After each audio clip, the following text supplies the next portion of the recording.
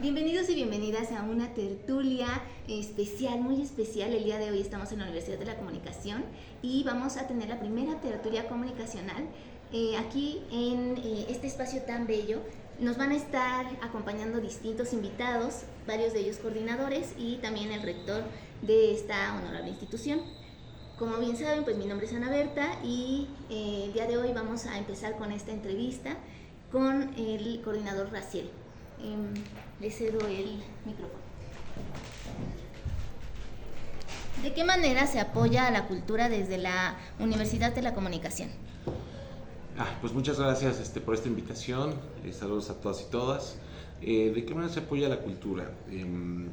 Pues bueno, existe la carrera en Comunicación y Gestión de la Cultura y de las Artes, que tiene el objetivo de promover la gestión cultural desde el conocimiento y la adquisición de habilidades de diversas disciplinas, desde lo teórico a lo práctico. Entonces, en ese sentido, las alumnas y alumnos de esta carrera de gestión y cultura lo que promueven justamente pues es acciones que permeen dentro de la universidad, pero también hacia afuera, ¿no? Que es el próximo paso para el mundo laboral. Entonces se trabaja mucho con instituciones, con museos, con galerías, exposiciones de arte contemporáneo, apreciación del arte también, algunos incluso festivales. Y pues bueno, todo esto también en relación con las diversas licenciaturas que hay, que ya ahorita tendrán el gusto de compartirte las demás coordinadoras y coordinadores.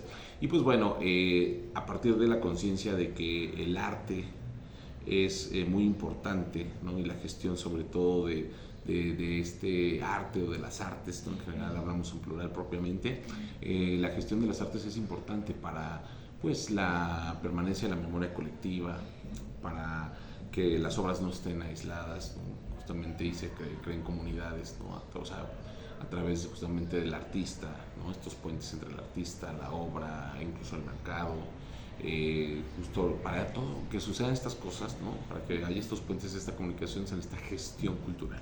Entonces, en ese sentido, la universidad tiene este propósito a partir de esta carrera de generar puentes, construir puentes, ¿no? Desde la universidad hacia afuera, de afuera hacia la universidad, y pues bueno, tener una comunicación constante. En este sentido, ¿cómo podemos entender la cultura? Porque sabemos que es muy difícil de definirse, pero desde su visión ya experta y con toda esa trayectoria que tiene, ¿cómo la podría denominar o describir de cierta manera? Pues la cultura es un fenómeno que nos permea todo el tiempo. La cultura está desde que te tomas la primera taza de café en el día, ahí empieza la cultura. La cultura es una acción social, ¿no? Incluso en términos filosóficos, Hannah Arendt describía la creación del mundo como una labor propiamente, una acción, porque incluso separa labor, una acción propiamente humana, ¿no? Y esto es la generación de la cultura. Entonces la cultura es inevitable, digamos, no la puedes eludir, digamos, del campo de la condición humana. Entonces somos seres culturales, de una u otra manera, ¿no? La ropa que traes puesta es cultura, el café que te tomas es cultura, la comida que llegas a comer es cultura, ¿no? Que ha habido categorías durante el tiempo que definen cuáles son las artes, digamos, más sofisticadas o menos, y que todo esto tiene una relación a veces hasta jerárquica, es otro tema. Pero la cultura está todo el tiempo permeándonos, ¿no? En el caminar día a día, y pues por lo tanto, en tanto que somos seres culturales, somos seres creativas, ¿no? Y seres creativos. Entonces, en ese sentido, la Universidad de la Comunicación tiene esta conciencia y esta sensibilidad justamente para apoyar todos los procesos culturales, promover industria, ¿no? Cultural, que genera a su vez mercado y también una bonanza económica, que eso es importante porque también ha habido muchos prejuicios en torno a la generación de la cultura, ¿no? Desde las instituciones o las industrias culturales. Se piensa que si tú te dedicas al ámbito de la cultura te vas a morir de hambre, lo cual es un viejo estigma, es un viejo prejuicio que poco a poco se ha ido, digamos, derrumbando por fortuna, pero aún así hay muchos retos de concientización a nivel educativo para entender que de la cultura pues no te mueres necesariamente de hambre y que también tenemos derechos culturales, ¿no? Como artistas, como gestoras, como curadores, como público, agentes ¿no? culturales También. y también como público, ¿no? También, exacto. Entonces hay mucho trabajo en términos de concientización justamente para el desarrollo constante de las industrias culturales y que por lo tanto tengamos este acceso a los productos culturales, ¿no? Entonces, en ese sentido, pues creo que es muy importante la labor que hace la Universidad de Comunicación desde la carrera de Comunicación y Gestión Cultural. Una estrategia para concientizar en torno a este tema de lo cultural.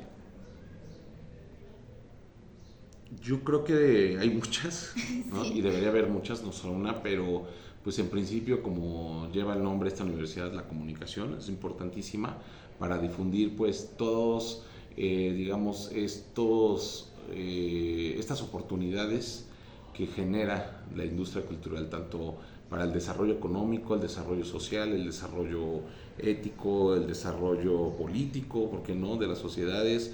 Al final de cuentas es es un prisma, digamos, de valores, de significados, ¿no? Que va a generar pues la sociedad, ¿no?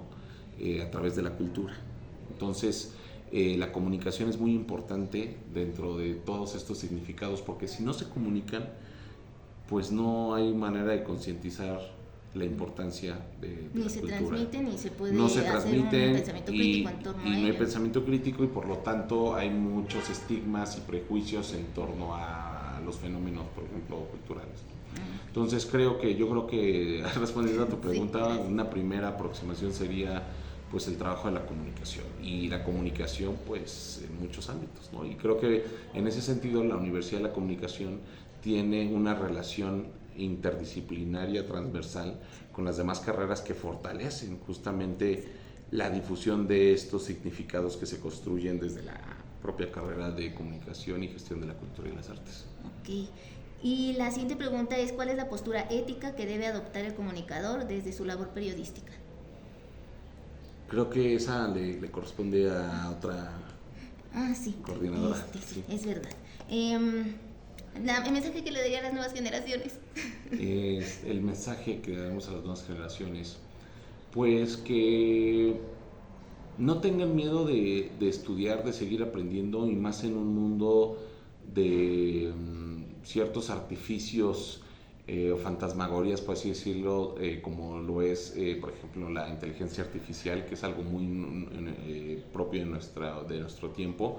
A veces se piensa que como ya tenemos el conocimiento y el acceso a través de un dispositivo a la mano, ya no es necesario seguirnos formando.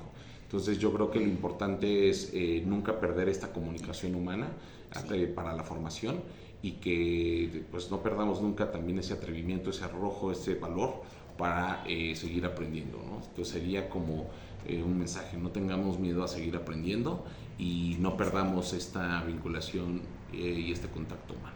Pues muchísimas gracias, Raciel. No, gracias. Y bueno, le damos ahora la ustedes. bienvenida a nuestra siguiente invitada, la coordinadora Obdulia, ¿verdad? Obdulia, sí. Obdulia. Así es, Obdulia Cruz.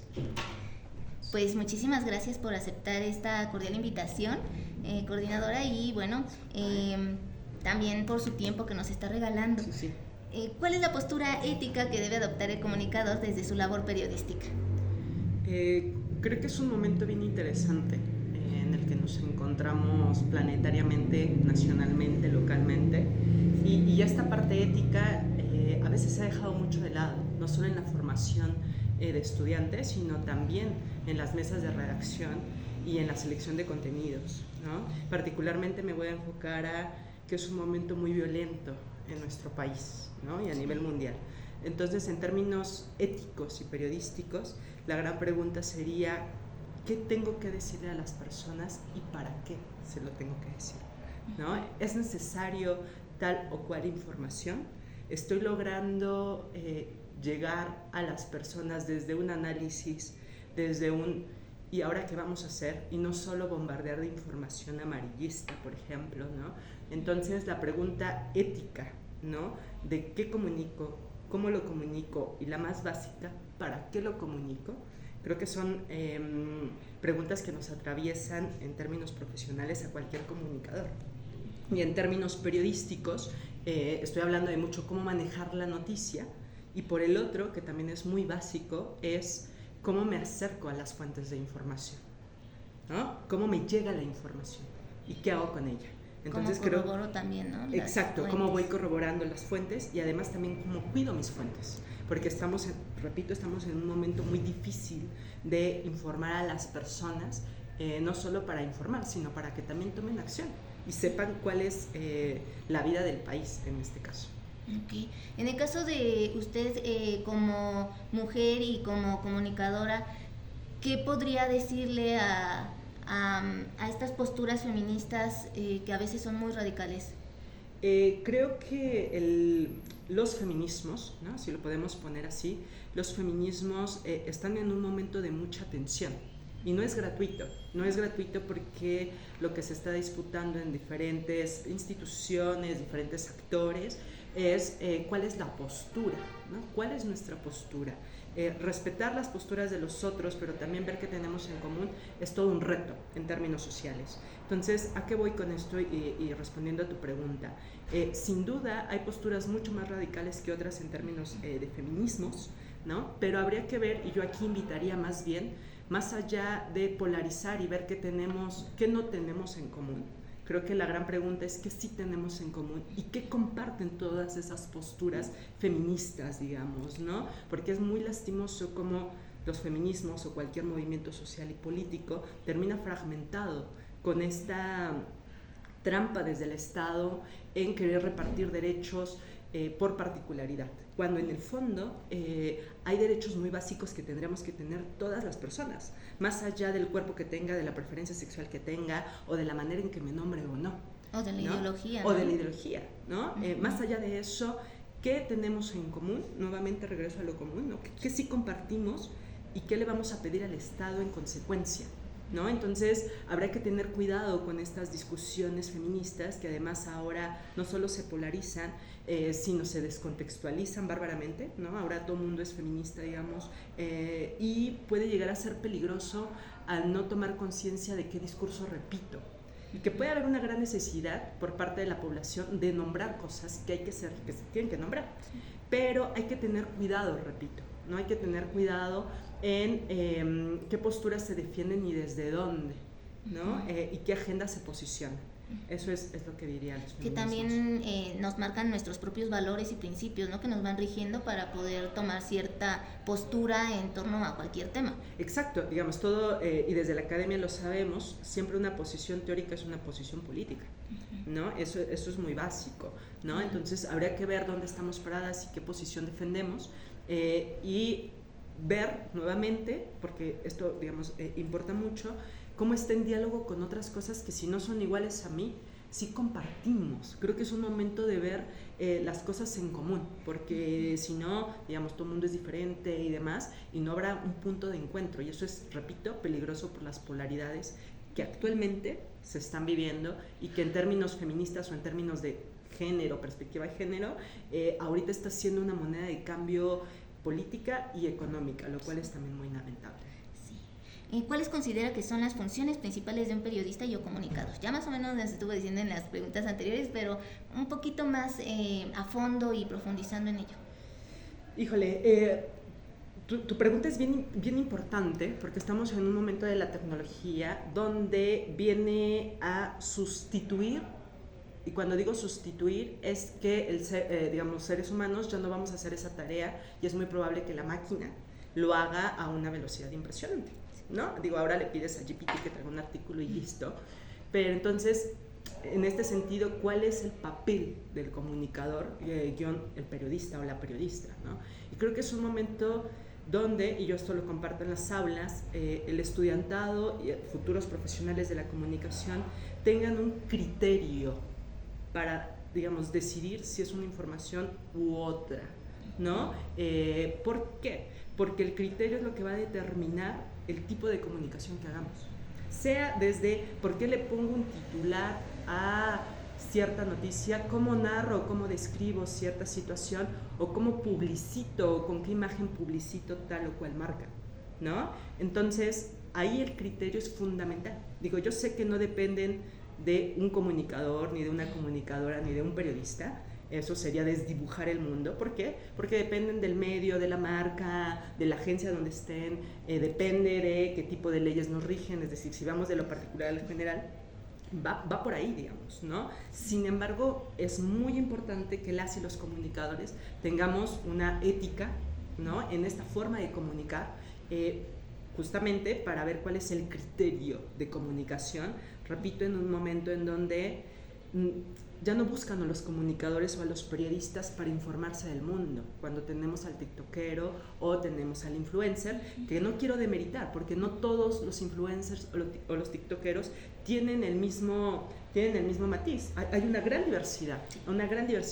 Entonces, más bien es un momento de calidad de información y de profundidad de información, porque todo lo demás no es necesario estudiar comunicación. Ok. Y bueno, ¿cómo se promueve la equidad desde la educación que se imparte en la Universidad de la Comunicación? Hablas de la equidad en términos de género, sí, supongo, ¿no? En términos de género. Ok, creo que aquí hay varias cosas. Toda la pedagogía nos ha enseñado el famoso currículum oculto, ¿no? Yo apenas en un taller con docentes, yo les preguntaba, ¿qué autor o autora dicen me interpela?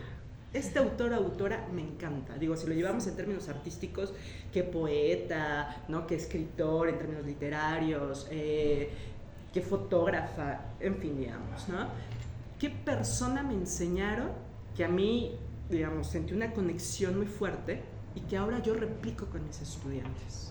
Les pregunto esto porque, nuevamente, una posición teórica es una posición política, ¿no? Saber quiénes son nuestros autores de cabecera, cuáles son los libros que nos acompañan en casa, a qué conferencistas sigo y además les enseño a mis estudiantes. Esta pregunta es para saber cuál es el currículum oculto. ¿Qué les enseñamos sin hacer tan consciente que les enseñamos? ¿Por qué? Porque puede haber posturas donde no precisamente abonen a la justicia social en términos de igualdad de género y demás, sino que vayan por otro lugar.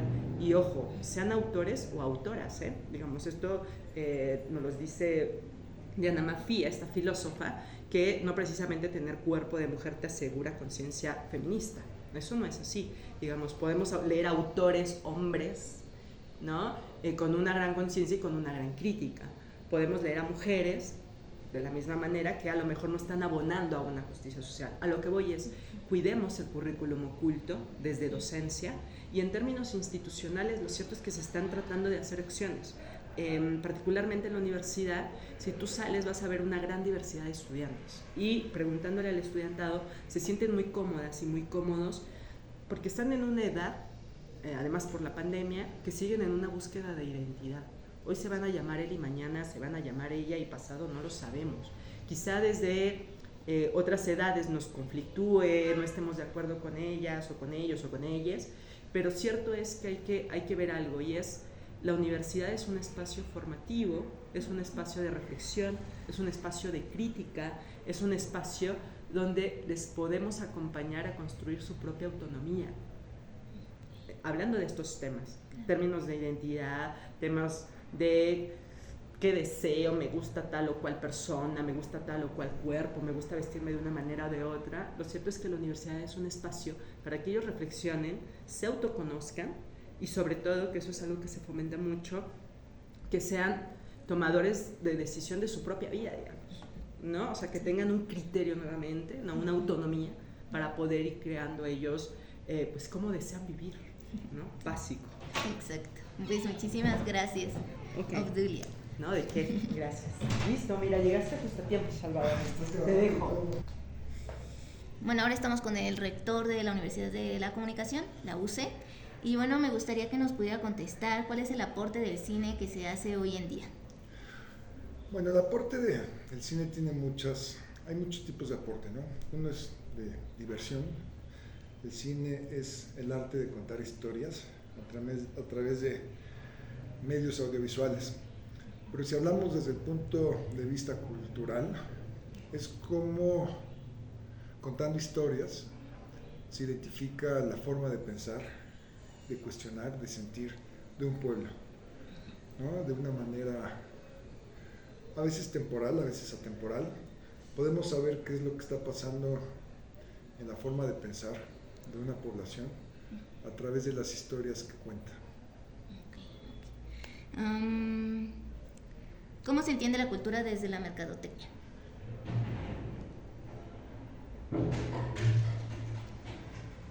Bueno, la cultura tiene varios aspectos y la mercadotecnia, pues lo que pasa es que la mercadotecnia son muchas cosas, ¿no? La mercadotecnia pueden ser redes digitales, ¿no? Comunicación, puede ser investigación de mercados, puede ser segmentación. Entonces, bueno, ciertamente la mercadotecnia ya es un cúmulo de conocimiento. Entonces, sí nos... Pero ¿cómo Sí. se pueden ligar de cierta manera? O sea, la cultura por su parte vive ella sola, pero necesita a veces que se difunda un poco más y allí puede entrar la mercadotecnia, o si están algo alejadas, pueden conectarse de cierta manera. Lo que pasa es que la mercadotecnia es una metodología científica Ujú. para conocer puntos de vista, opiniones Ok. y saber cómo comunicarlas, a qué mercados, a qué segmentos, ¿no? Ajá. Entonces, bueno, si podemos hacer una relación en donde la mercadotecnia ayude a la cultura, podemos decir que, bueno, pues, si queremos llegar a un público específico, la mercadotecnia nos puede ayudar a segmentar cuáles pueden ser los intereses de un grupo de personas para que el mensaje cultural sea bien atendido y sea bien recibido por un grupo de personas. Así es como yo la puedo relacionar, porque, Sí, no, insisto, está la perfecto. mercadotecnia son muchas cosas, es una metodología. Sí, pero a veces todas las áreas como que están ligadas de cierta manera, entrelazadas, y permiten que una apoye a la otra, ¿no? Y todavía crezca aún más. Entonces, si queremos llevar un buen mensaje cultural, pues la mercadotecnia segmentando, como dije, apoya a la cultura y al arte Ujú. para que la persona que recibe el mensaje lo entienda, ¿no? Sí. Que se llegue desde la obra al artista y al público, Así es. todos relacionados. ¿Cuál considera que es la función principal del cine? Pues contar historias. Ok. Pero aparte de contarnos una historia, ¿qué más está brindándole ¿Subyace? Ajá, ¿qué subyace? Pues subyace muchas cosas, como decía, subyace la cultura de quien cuenta la historia, las tradiciones, Ujú. la manera de pensar, ¿no? De Sí, los su directores, ideología. incluso de los actores, a partir de su personalidad, que refleja a veces la forma de pensar de un pueblo. Ujú. Entonces, a través del cine, pues puedes conocer la cultura de una población, un grupo de personas o de un país. Y también irles creando como esa conciencia en torno a distintos temas, ¿no? También Y puede abre ser. el panorama a partir de que, bueno, pues el cine permite expresar temas o conocimiento, historias que tú no conocías, y eso te acerca a tu mismo grupo al cual perteneces. Ujú. Si estás viendo cine de tu país, o te permite conocer diferentes formas de pensar, ciertamente, de obras de otros países, ¿no? Otras culturas. Sí, conocer el sentir tanto del director como de el guionista, ¿no? Como tal, y de los actores. Así es. ¿Cómo han dado continuidad a las tradiciones mexicanas desde la Universidad de la Comunicación, la UCE? Bueno, tenemos muchos eventos. Ahorita me acordé de la posada, ¿no? Sí. La posada de fin de año. Bueno, pues tratamos de mantener estos símbolos que todos conocemos, pero los mantenemos de una manera, pues sí, muy estricta en cuanto a la simbología, ¿no? Tenemos la piñata, tenemos el recorrido de abrir la puerta, ¿no? ¿Cómo se llama esa? La posada, el pedir posada. No, sí, pedir posada, justamente la parte de pedir posada. Y entonces estos símbolos los mantenemos Y la piñata, que no puede faltar. tradicionales. Está la piñata, después también hemos hecho nuestras noches mexicanas, que hace mucho que no las hacemos ciertamente. ¿Y el Es que Catrina Fest? coincide con, pues sí, coincide con un día de asueto. Sí. Hacemos lo de Catrina Fest también, que bueno, eso refiere a las tradiciones. Pues sí, tenemos nuestro altar de muertos, también lo hacemos. Y bueno, pues sí, tratamos de que los chicos reconozcan estos símbolos que a veces sí se pierden, y que nosotros los mantenemos muy Vivos. vivos y sobre todo muy exactos a cómo son, ¿no? En las posadas sí hacemos toda la tradición, desde los buñuelos hasta El ponche. el ponche. Sí. ¿Qué distingue a la Universidad de la Comunicación? Pues mira, que somos muy cercanos a los jóvenes, conocemos ciertamente su forma de aprender, pero también su forma de sentir, en la forma en la que están esperando que el mundo sea.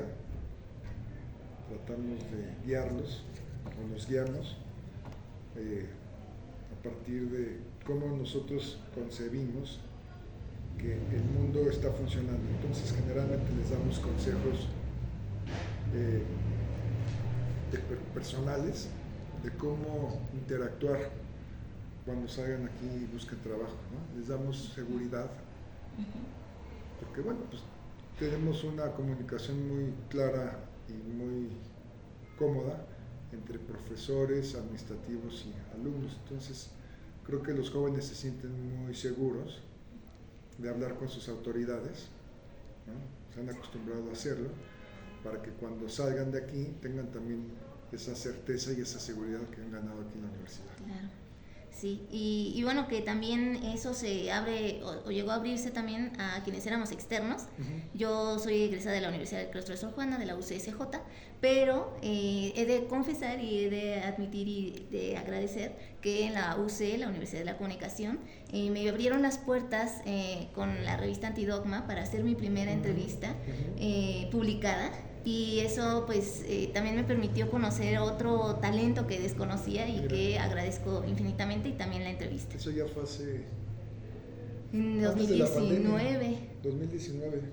Sí. ¿Todavía has hablado con Reina? No, ya no. Pero yo tengo un grato recuerdo de lo que pude experimentar en esa revista, y que la UC me abrió las puertas en ese sentido, porque ahí pude desarrollarme. Mucho hacer proyectos, ¿no? Porque también creemos que el aprendizaje que tienen aquí los alumnos lo obtienen y lo mantienen más bien en hacer cosas, en practicar ese conocimiento, poner en práctica ese conocimiento que tienen en las aulas, pero llevarlo rápidamente a la práctica, porque si no se olvida. Sí. Y bueno, para ya ir concluyendo, ¿qué mensaje le daría a las nuevas generaciones? Pues que no se desanimen. Pues mira, no a las nuevas, a todas. La inteligencia artificial ha venido a cambiar el mundo. Ahora es muy fácil obtener información. Con 2 pasos tienes la información que quieras. Pero se están olvidando cómo esa información se puede poner a la práctica o adquiere utilidad.